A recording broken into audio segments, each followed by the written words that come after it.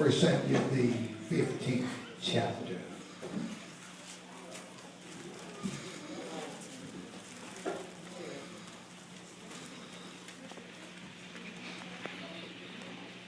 Verse 22.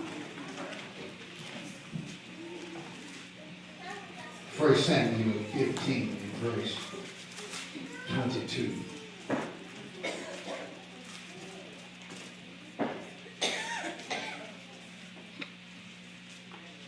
And Samuel said, hath the Lord our great delight in burnt offering and sacrifices, as in obeying the voice of the Lord?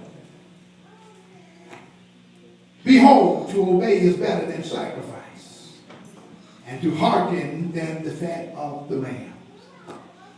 For rebellion is as the sin of witchcraft, and stubbornness is as iniquity and idolatry.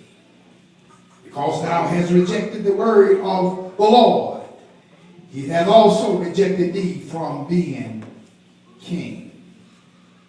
Verse 24. And Saul said unto Samuel, I have sinned, for I have transgressed the commandment of the Lord, thy words, because I fear the people and obey their voice. You may be seated in the presence of the Lord.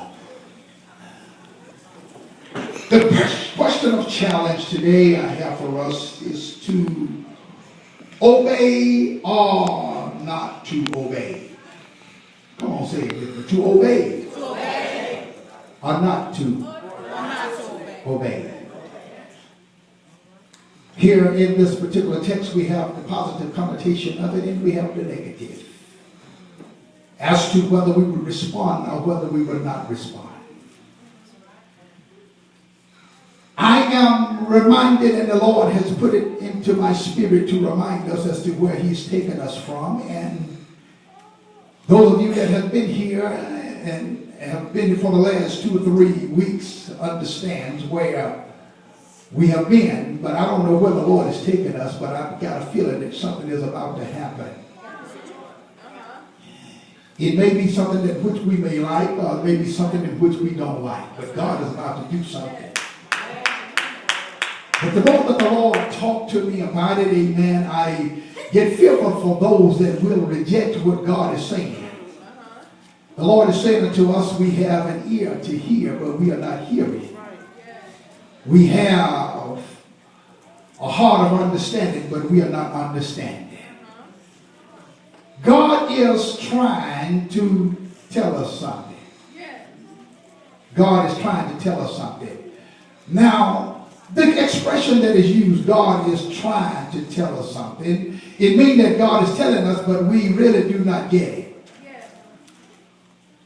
The Lord is saying, you're not getting what I'm trying to relate to you, what I'm trying to tell you, but it is important that you get an understanding of what God is saying to us today. If we miss it, we're going to miss the very essence of what God planned for us to do. God has spoken it in some dry time in the past, but we haven't heard it, but God is saying, I want you to hear it. A couple of Sundays ago, the Lord gave me a message and said to us, come out of the slump. Come out of the slump. Slump is a situation that we are in. A situation. So if it is a situation, then there's a chance that we could get out of it. The Lord showed it to us, and then he showed us a way in which we could get out. And the only way to get out of it is through him. How is it to get out through him? He came back then that next Sunday, which was last Sunday, and told us to obey his commandment. And if we fail to obey his commandment, we're going to find ourselves at a point where we are not going to be in the arms of safety. But we're going to find ourselves in a point where the enemy is going to devour us and going to destroy us.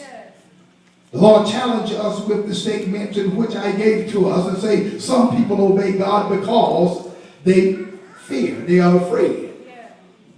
Some people obey God because of convenience.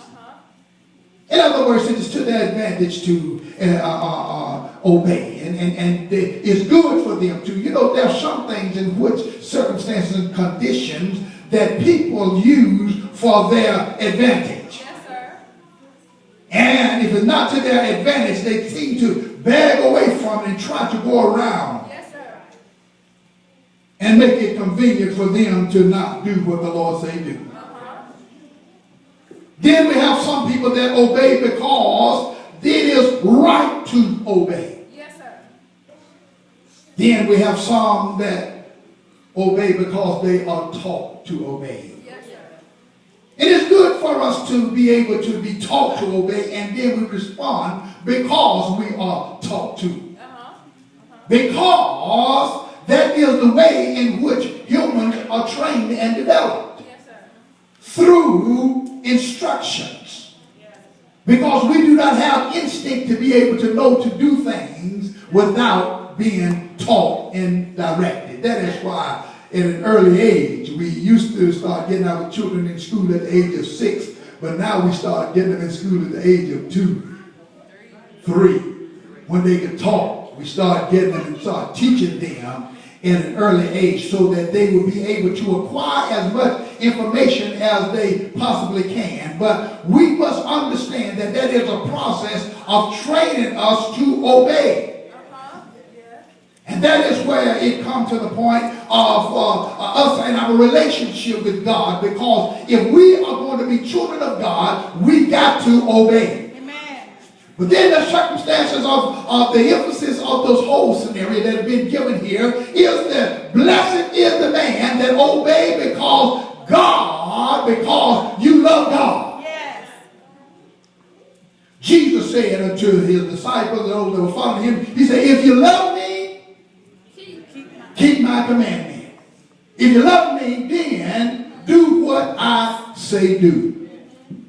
But the question still remains, my beloveds, and this is where the Lord is challenging us today, since he has given us a word. Now, whether to obey or not to obey is the question that is in our minds today as to whether we're going to do it or whether we're not.